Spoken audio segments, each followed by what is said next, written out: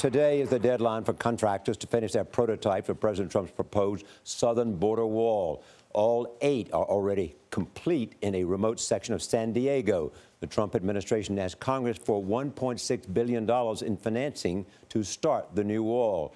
It is not approved yet. Mireya Villarreal is in San Diego along the 2 existing walls at the U.S.-Mexico border. Mireya, good morning. Well, good morning. A lot of the original wall, which is what you see up on that hill past this secondary wall, is built from Vietnam-era material. It's about 10 to 18 feet in most places, and it pales in comparison in size and technology when you're looking at the new prototypes.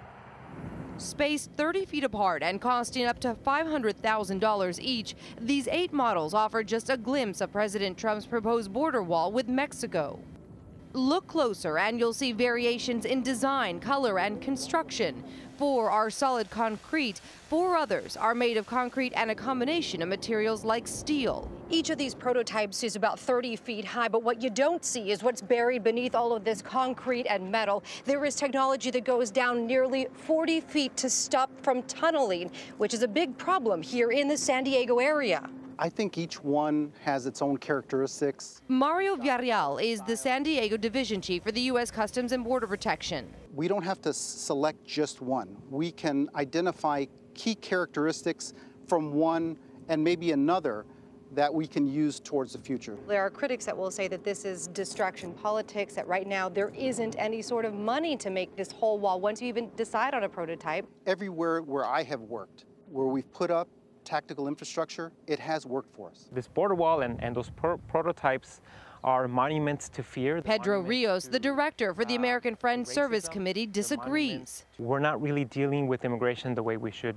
be. These border prototype walls aren't doing anything to resolve the issue. 6 construction companies from 5 states were selected from hundreds of bidders.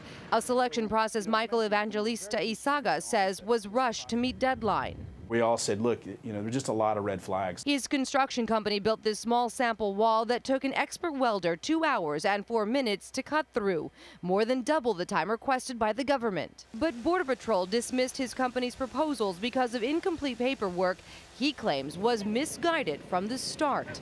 To put this thing out on the street and say there's a 10-page limit and there's a limited window within which to submit your design ideas really was so far off the reservation that we really didn't quite know what to do with it.